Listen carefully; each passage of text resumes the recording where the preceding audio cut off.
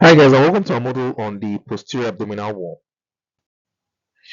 Just like we have an anterior abdominal wall, we also have the posterior abdominal wall and structures that tend to form it. The structures that we're talking about in this particular model would range from the bones of the posterior abdominal wall to the joints to muscles found there, and then the fascia of the posterior abdominal wall.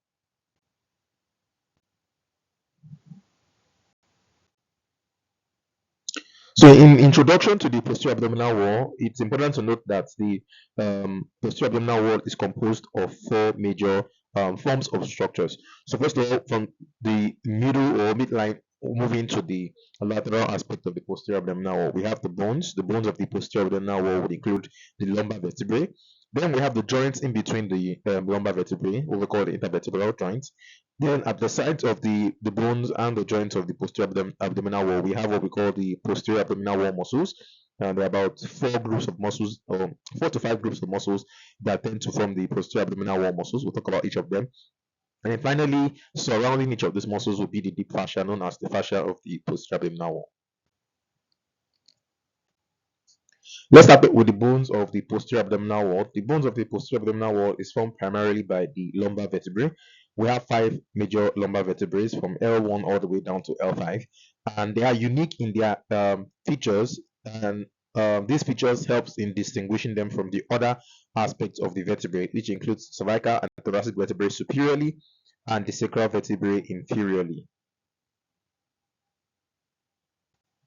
So let's talk about the lumbar vertebrae in much more detail, starting with the fact that the lumbar vertebrae are 5 in number. So we have the first, second, third, fourth, and fifth lumbar vertebrae arranged in that order from proximal to distal. And then we have the vertebrae being distinguished from the rest of the other vertebrae in the body as the largest and strongest vertebrae amongst the rest. So amongst the cervical, thoracic, and sacral vertebrae, the lumbar vertebrae is the largest and it's the strongest of all the 4 or 5 vertebrae that we have in the body. It is located in the lower back between the thoracic and the sacral vertebrae, and we tend to classify the lumbar vertebrae into 2 forms. So we have what we call the typical vertebrae, which is from the first to fourth uh, lumbar vertebrae, and then we have the atypical vertebrae, which is typically the fifth thoracic vertebrae. You would remember that when we talk about the thoracic vertebrae from the first to 12th thoracic vertebrae, we could also classify the thoracic vertebrae into typical and atypical. And we talked about that under our model in the course of the thorax. But in this case, for the lumbar vertebrae, there's something also similar in terms of classification. We have typical vertebrae that have very unique features that are exclusive to all 4 of those vertebrae, that are unique to all 4 of those vertebrae. And then we have the atypical vertebrae, which have some features of characteristics that tend to be distinct from the typical vertebrae. So this is the picture of the entire vertebrae, starting with the first to the fifth thoracic vertebrae. You can see the first thoracic vertebrae eye up here, and then you run all the way down to the second, third, fourth, and then finally the fifth vertebrae. You can see that the vertebrae is not necessarily a straight line spinal structure, skeletal structure. It has a kind of bend to it, and this bend is very crucial in the posture of the human body. Whenever we have a vertebrae being not necessarily lacking having this curve, or whenever we have a vertebrae that lacks this curve, then that could lead to a number of spinal deformities, which we'll talk about at the end of this particular module. So let's talk about the features of the lumbar vertebrae. For a lumbar vertebrae to be classified as a typical vertebrae, so it must have the following features. First of all, it must have a large vertebral body. Then it should also have a short pedicle that connects the body of the vertebrae to the transverse and articular processes. I'll show you pictures of what that looks like. So it must have a large vertebral body, it must have a short pedicle, it must have a thin transverse process, and then it must have 2 articular processes as well, usually superior and inferior. And then it should also have a short and broad lamina, and this lamina is involved in connecting the articular surfaces to the spinal process. And then finally, it should have a short spinous process. So these are important features of a typical vertebrae. Please note, it's not just in it knowing that these different aspects should be present, but their size and their unique feature must also be what we see there to be able to identify a vertebrae as being typical vertebrae. So the vertebral body should be large. pedicle should be short. Transverse processes should be thin. The articular processes should be present. You should have broad and short lamina, and then you should have a short spinous process. And you will notice that when we talk about maybe a vertebrae like thoracic vertebrae, some of these aspects of the thoracic vertebrae are also found in lumbar vertebrae, but the differences tend to be in terms of their shape. So, for example, the spinous process of the thoracic vertebrae is long, whereas the spinous process of the lumbar vertebrae is short. Also, just note each of these features one by one, starting with the body. The body is large, like I said, and it has a wider diameter from side to side. So that's usually what distinguishes it from that of the thoracic vertebrae or even the sacral vertebrae.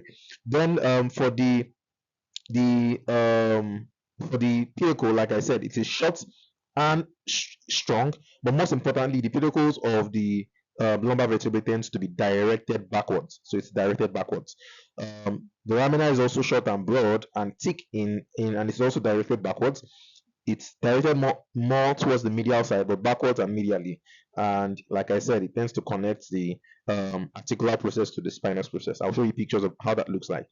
Then, like I said, the spine it should be short, but more importantly, it should be directed in a vertical position. So it should be directed backwards, vertical, and then downwards in terms of positioning. So that's the most important things to note about their positioning and how we should note their unique features and contrast that to the other vertebrae in the body.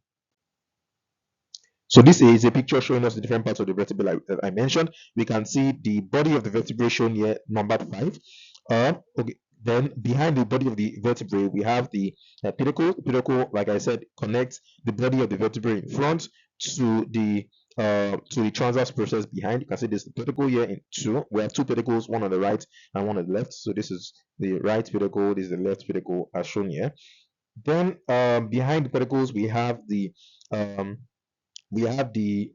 transverse processes.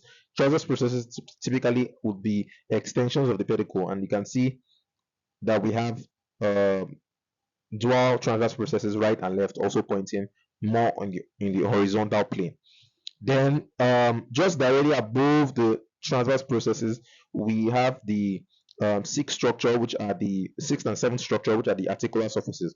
So you will notice the superior articular surface just labeled 6 here, and then below that you have the inferior articular surface all the way down here. So the superior articular surface is above the transverse process, the inferior articular surface is below the transverse process, and you can see these are the articular surfaces. So just like the pedicle and the transverse process being bilateral in form, we also have these articular surfaces also being bilateral in form. And then finally, we have the lamina. Lamina is the junction where the superior articular surface or the articular surfaces generally unite, and then that leads into the last structure, which is the spinous process. You can see the spinous process number 10 here. So this is the pedicle numbered 1, and that's the transverse process elongated from it. You can see how short the spinous process of the lumbar vertebrae is, and you can see it's directed downwards, backwards, and it is also placed in the vertical plane. One other thing I didn't mention is the large space that we have between the body and the lamina, and that space is number 9. That's the vertebral foramen. That's where the spinal cord is going to be located at. So for a vertebrae to be regarded as an atypical vertebrae, it should have features that tend to be different from some of the features we mentioned with regards to the typical vertebrae. So let's talk about the features of an atypical vertebrae, which is the fifth thoracic vertebrae, fifth lumbar vertebrae in this particular scenario. So first thing is that it should also possess a vertebral body that is large. The vertebral body of the fifth lumbar vertebrae is the largest amongst all the 5 vertebrae. Besides that, it should also contain the thick pedicle connecting the body to the transverse process, as mentioned, and also to the articular processes. It should possess a thick transverse process. So the transverse process of the atypical vertebrae of the fifth lumbar vertebrae is thicker compared to the rest of the odd vertebrae. It also has 2 articular processes, just like the rest, superior and inferior. It has a lamina, and it has the smallest and shortest spinous process amongst the vertebrae. So the difference between each of the typical vertebrae and the atypical vertebrae tends to be in terms of how thick or how short or how large or how short small rather the fifth thoracic lumbar vertebrae is in contrast to the other four lumbar vertebrae. That's the major difference for you to note. Just on the side note, the pedicles tend to be directed backwards and laterally. All right. The superior articular facet tends to move to be placed more backwards than medially, and this is in contrast to what we see for the typical lumbar vertebrae, in which the superior articular facet is placed more towards the medial portion than backwards. Inferior articular facet is meant to face more forward and lateral. The transverse process is usually thick, short, and then is pyramidal in shape. The transverse process that we see for the typical lumbar vertebrae tends to be triangular in shape, whereas for the atypical vertebrae it tends to be pyramidal in shape. So note the differences. Then the distance between the inferior articular processes tends to be equal or more than the distance between the superior articular processes. Just note that. And then the spine tends to be small, short, and round at its tip, so it's not really having a pointed tip. It's the shortest, the smallest, and then has a rounded tip. In contrast to the one that we see in terms of the typical vertebrae, that's the first to fourth lumbar vertebrae. And this is a picture of our atypical vertebrae of the fifth lumbar vertebrae. You could see the body present here. You could see the pedicle that originates from the body connecting it to the transverse process. You can see the pyramidal shape of the transverse process in this particular image. You can see that they are right and left transverse processes. You could also see the superior and inferior articular processes there. You can see that they are pointing upwards and downwards, or rather backwards and forwards, rather than pointing medially and laterally. So in this case, that's what is unique to them. We can see the lamina connecting the articular surfaces, and then we can see the short, very short looking spinous process with a round tip. You can see the round tip there, and that's in contrast to what we see for the other four typical lumbar vertebrae. What are the relations of the lumbar vertebrae? So in terms of the relations of the lumbar vertebrae, these are structures that are related to it either anteriorly, posteriorly, medially, or laterally. So anterior to the lumbar vertebrae, we have the anterior longitudinal ligament, and then the right and left grooves of the diaphragm more superiorly. Posterior to the lumbar vertebrae, we have the supraspinous ligament. Medial to it is the structure that we find within the vertebral canal, and that structure would be the spinal cord and its termination. So we have the conus medullaris of the spinal cord that terminates at L1, L2, and then lower down we have the cauda equina, as well as the spinal meninges surrounding each of those structures. Lateral relations to the lumbar vertebrae include some of the muscles we'll talk about next. This includes the psoas major muscle and the quadratus lumborum muscle. These are muscles of the posterior abdominal wall, so they lie just lateral to the vertebrae. Superior to each of the lumbar vertebrae would be an intervertebral disc, and then inferior to it also will be another intervertebral disc. So we have intervertebral discs separating each of the different vertebrae from vertebrae 1 all the way down to vertebrae 5, and these are the superior and inferior relations of the lumbar vertebrae. Let's quickly talk about the joints of the posterior abdominal wall. The joints tends to be the junction between each of the vertebrae. So we talk about what we call the intervertebral joints of the lumbar vertebrae. So we have two major intervertebral joints: the joints that are between the vertebrae themselves, and then the joints between the vertebral arches. So please do note that the structure that we call the intervertebral joint is actually compound joints, because it has two-in-one joints that tend to form it. The first would be joints that tend to be between each of the vertebral bodies. So the vertebral body of the first lumbar vertebrae and the vertebral body of the second lumbar vertebrae is connected by an intervertebral joint, which is just one component of the intervertebral joint.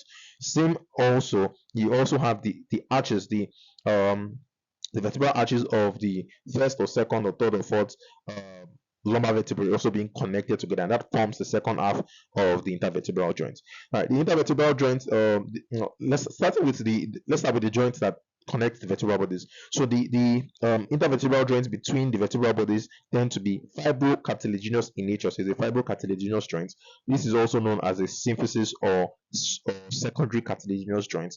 Like I said, it's formed between the adjacent vertebral bodies, and what tends to unite that joint, because it's a fibrocartilaginous joint, so the fibrocartilage uniting the joint tends to be the intervertebral discs, and that's the reason why it's a secondary cartilaginous joint. Remember that a primary cartilaginous joint is a joint that is united by hyaline cartilage. A secondary cartilaginous joint, also called a symphysis, is united by fibrocartilage. That's the major difference. Moving on to the intervertebral joint that is formed between the vertebral arches. So this is actually synovial joint, and this joint is important because it allows for movement across the lumbar bone, across the lumbar vertebrae. So though we might not necessarily know it, but we can actually move our lumbar vertebrae. That's why we can bend forward, we can bend backward, we can bend sideways. The reason is because of the unique movement that occurs within the intervertebral joints, particularly at the part of the intervertebral joints that is formed between the vertebral arches. So, like I said, synovial joint. This joint is formed between the superior and inferior articular processes of adjacent vertebrae. So, for example, the first lumbar vertebrate, inferior articular process, would unite with the superior articular process of the second lumbar vertebrate to give rise to an intervertebral joint. This joint, like I said, allows for movement. The particular movement that we see across this joint is a lateral flexion movement of the trunk. Let's end this aspect on the joint by talking about the ligaments that tend to be involved in stabilizing the joint. Every joint has ligaments that stabilizes it. The ligaments of the intervertebral joints tend to be unique. We have ligaments extending from the anterior part of the joint of the entire vertebrae to the posterior part of the vertebrae. So this ligament includes the anterior longitudinal ligament in front, is the anteriormost ligament in red, followed by the posterior longitudinal ligaments just directly behind it. The anterior and posterior longitudinal ligaments tend to line the anterior and posterior aspect of the body of the vertebrae. So you can see the anterior longitudinal ligament in the anterior part of the vertebrae, the posterior longitudinal ligament in the posterior part of the vertebrae. So that's practically what they tend to do. When we go further back to the ligaments related to other structures behind, like the pedicles, like the transverse processes, like the spine, and then like the lamina. We talk about other ligaments there. So starting with, we have the ligamentum flavum. Right? Ligamentum flavum is the ligament in blue. You can see that ligament here. It tends to connect the lamina of the adjacent vertebrae to one another. So the lamina of one vertebrae above is connected to the lamina of the vertebrae below. You can see the lamina. Remember that the lamina is the part of the lumbar vertebrae that connects the articular surfaces to the spinous process. So this, you can see this is this is an articular surface here, this is a spinous process here, and then this is the lamina connecting them. Yeah, so that the lamina in one of the vertebrae is connected to the lamina in another vertebrae just directly below it through the ligamentum flavum, and that's the ligamentum flavum here in blue. Then we have the interspinous ligaments. In the interspinous ligaments, as the name implies, would be the ligaments connecting the spinous processes. So you can see the interspinous ligaments in green. You can see it connecting one spinous process on one vertebrae above it to another spinous process on the vertebrae below it. Then finally, we have the supraspinous ligament. This is just a ligament that wraps around the tip of the spinous process. It tends to connect the tips of our spinous processes. So you can see the tip of one of the lumbar vertebrae spinous process up here is connected to the tip of the lower vertebrae spinous process on the vertebrae down there. So you can see how both of them are connected. One ligament that is not shown in this image is the iliolumbar ligament. Now, the iliolumbar ligament is the ligament that runs between the last lumbar vertebrae, that's the fifth lumbar vertebrae, and the okay, so it's a ligament that tends to, let me correct myself. So the iliolumbar ligament is a ligament that is fan-like in shape.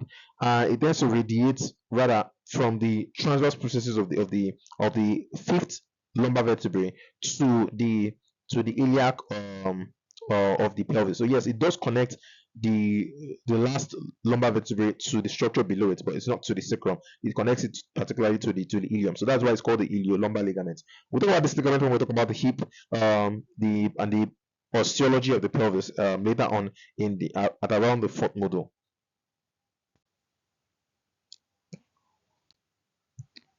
Let's jump down to the muscles of the posterior abdominal wall. We have four major muscles that tend to form structures of the posterior abdominal wall. These muscles are found lateral to the bony and joint structures that we just talked about, and they include from the most medial to the most lateral muscles. We have the psoas minor and psoas major muscle. Right, the minor muscle is just already sitting on the major muscle. You can see the minor muscle in purple, the major muscle in brown. Then we we have the quadratus lumborum muscle at the side in green, and then finally the iliacus muscle at the sides lower down. Let's start with the psoas minor muscle. This is the muscle that originates from the 12th and 11th vertebrae. You can see it originating higher up around the 12th and first lumbar vertebrae, the 12th thoracic vertebrae and the first lumbar vertebrae.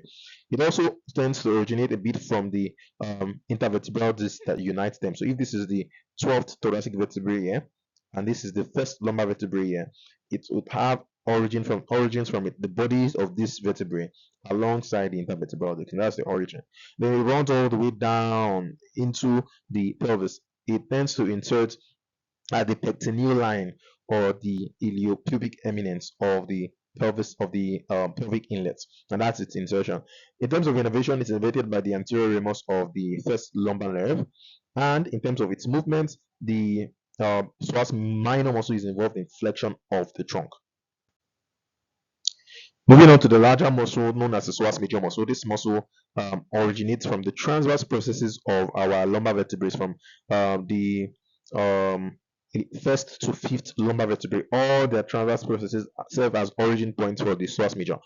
Aside that, we also have the bodies of the 12th thoracic vertebrae all the way down to the 5th lumbar vertebrae, also serving as origin points.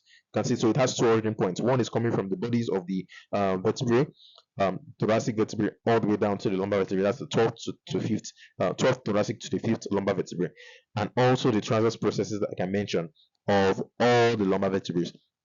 Also, alongside these two origin points, we also have the intervertebral disc playing a role as origin points. So all the intervertebral discs that you're seeing me outline serve as origin points for the psoas major muscle. In terms of insertion, it runs all the way down into the pelvis, and then it unites with the tendon of the iliacus muscle, and both of them will give rise to a unique single tendon known as the iliopsoas tendon. And the iliopsoas tendon would insert together at the lesser trochanter of the femur, as I outlined there. You can see how it unites with the iliacus tendon, forming a single tendon unit and then inserting at the lesser trochanter. In terms of nerve supply, the psoas major muscle is supplied by the anterior rami of the lumbar nerves 1, 2 to 3. And then in terms of function, it is involved in flexion of the thigh, as well as the flexion of the vertebral column. So it also plays a role in flexion of the lower limb. The iliacus is the next muscle to talk about. This is a muscle that originates from the superior two-third of the iliac fossa. You can see it sits. Its origin point actually is present within the pelvis, all right, not necessarily within the posterior abdominal wall, but we consider it as one of the posterior abdominal wall because the posterior abdominal wall extends down into the pelvis, and the posterior aspect of the pelvis is where our iliacus muscle tends to originate at the superior two-third of the iliac fossa. It also originates a bit from the ala of the sacrum. The ala of the sacrum extends a little bit towards the, it's not really shown in this image. It is blocked by this psoas major muscle, but somewhere around there. And also some parts of it originate from the anterior sacroiliac ligaments, also not shown. Other things to note about the iliacus muscle is that it inserts together with the tendon of the psoas major muscle at the lesser trochanter. I talked about that when talking about the insertion points of the psoas major muscle. It is innervated by the femoral nerve, and the function of the iliacus muscle is in the flexion of the thigh, just like what one of the functions of movement of the psoas major that I mentioned previously. The last muscle in this particular list of posterior abdominal wall muscles is the quadratus lumborum muscle. It's a muscle that originates from the medial half of the inferior border of the 12th rib and then the tip of the lumbar vertebral transverse processes.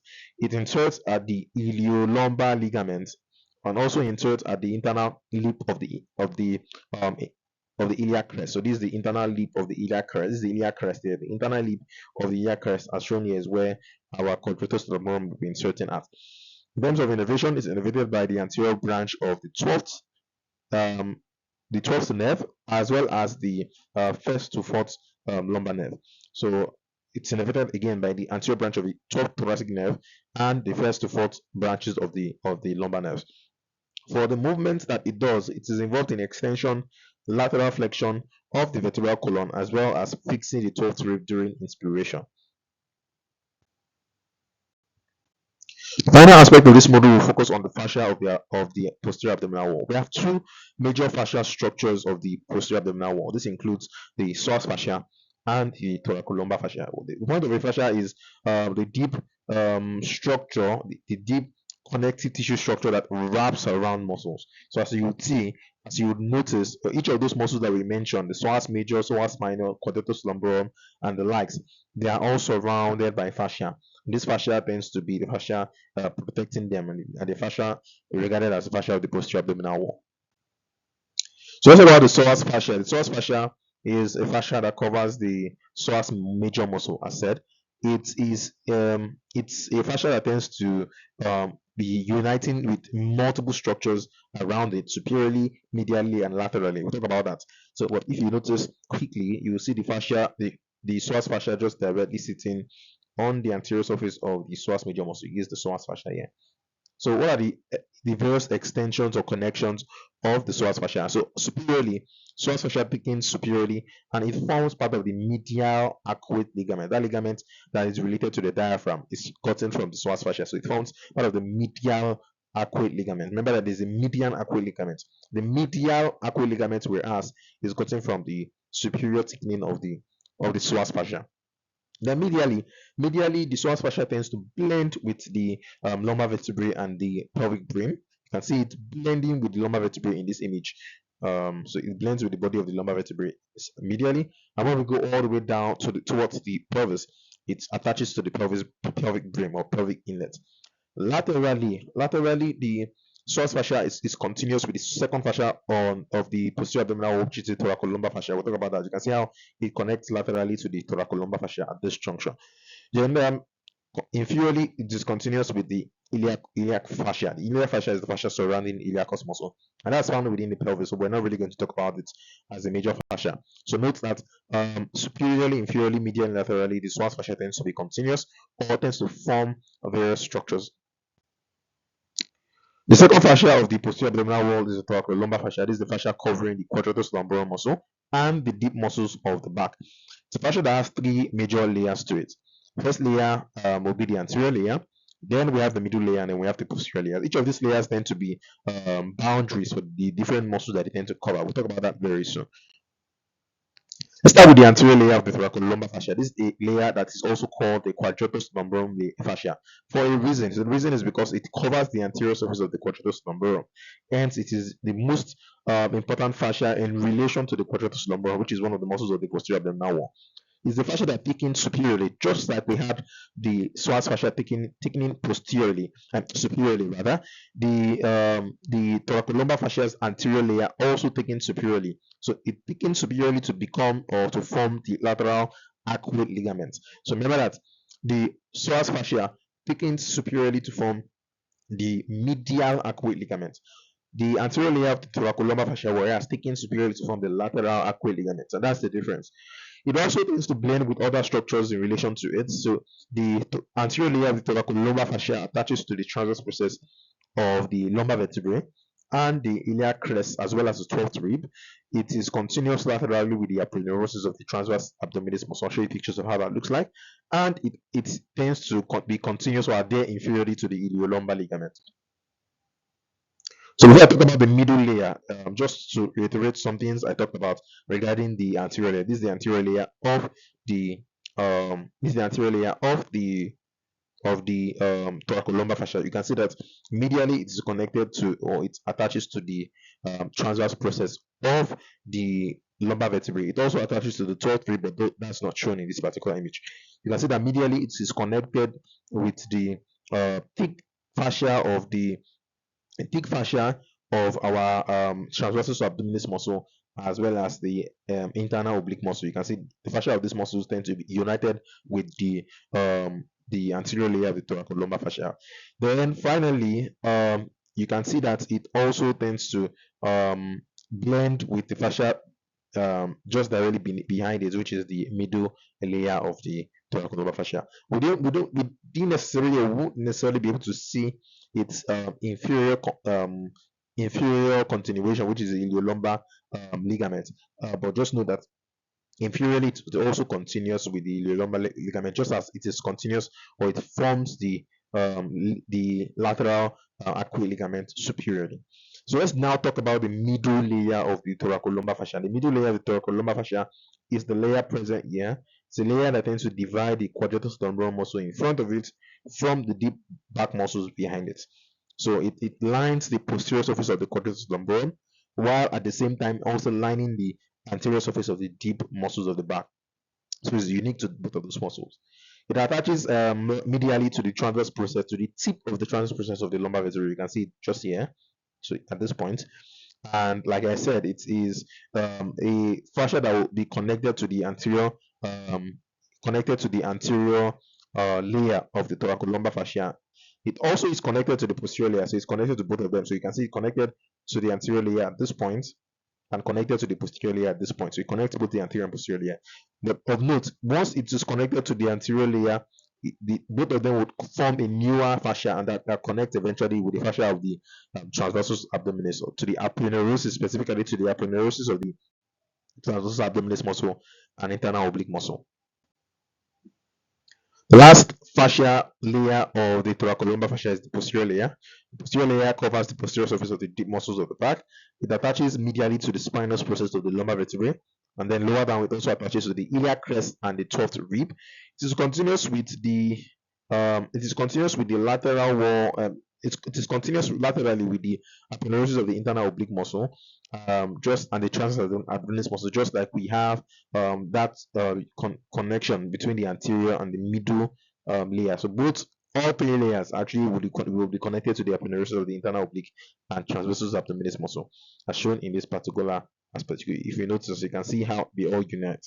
You have the anterior layer here, you have the anterior and middle layer connecting at this point, and then all the way down you can see that the posterior layer also serves this form of connection, and then all three would unite together and eventually would blend into the aponeurosis of the internal oblique and transversus abdominis muscle.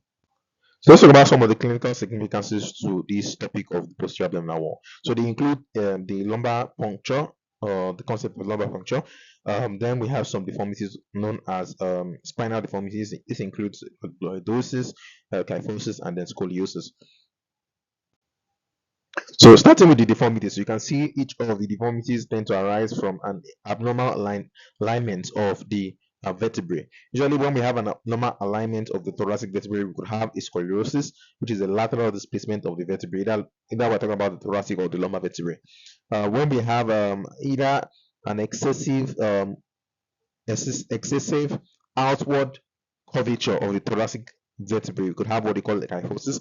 The one that is most important to this particular model will be what we call the lordosis. Lordosis is when we have an excessive anterior curvature of the lumbar vertebrae. Remember I said lumbar vertebrae normally has a natural curve, but once this curve is excessive, once it's displacing more towards the anterior portion, then that can lead to what we call a lordosis. Then finally, we have the picture on lumbar puncture. Lumbar puncture, this picture could depict both lumbar puncture as well as what we call an epidural or spinal anesthesia or injection. So lumbar puncture usually involves the injection of a needle to take samples of CSF fluid from the vertebral space, and this would involve you piercing through different layers. Then first of all, it involves hitting going through the lumbar vertebrae. That's one. That's why we're talking about it. Secondly, it involves passing through the different aspects of the lumbar vertebrae at a specific point for you to be able to, first of all, arrive at the site where you want to collect the sample, as well as avoid damaging organs. So why lumbar puncture is very important for you to notice that spinal cord tends to end around the junction between the first and second lumbar vertebrae. As you can see, this L1, L2, you can see the spinal cord ending here. Then the rest of the structures that are found there tend to be continuation of the spinal cord in terms of spinal nerve. So we have the conus medullaris higher up, and then we have the corda equina, which are just tails of nerve fibers that run through the entire vertebral process. So if we are to do a lumbar puncture, we need to do it below L2. We usually do our lumbar puncture at L3, L4. This is so that we avoid the damage to the spinal cord. And then we inject through the different layers from outer to inner of the spinal area to get CSF fluid. So we go first of all by injecting the skin, then we go deeper once we enter into we enter into the connective tissue layer, then we pierce through the supraspinal ligament. Remember that ligament tends to connect the tips of our spinal processes together. We have to pass through that ligament. Then we pass through the interspinal ligament as well. That's the ligament that tends to connect the body of the spinal processes from one another, that connects them to one another rather. Then from there we go through the ligamentum flavum. Then we go um, through the once we go through the ligamentum flavum, we enter into a space known as the epidural space. After we enter into the epidural space, usually if we are giving our anesthesia through the epidural space, we could just stop there and then inject it. But if we don't, if we want to do a lumbar puncture, which involves taking a sample, or we want to do a spinal anesthesia, we need to go deeper. So in that case, we would have to go further down the or further deep into the spine. So in this case, we'll pierce through the dura mater and then enter into the subarachnoid space. Once we enter into the subarachnoid space, we can take CSF from that space, or we can inject anesthetic agent into that space, and that will be a spinal anesthesia, and that's practically the entire process of the lumbar puncture slash anesthetic injection. That concludes our module on the posterior abdominal wall.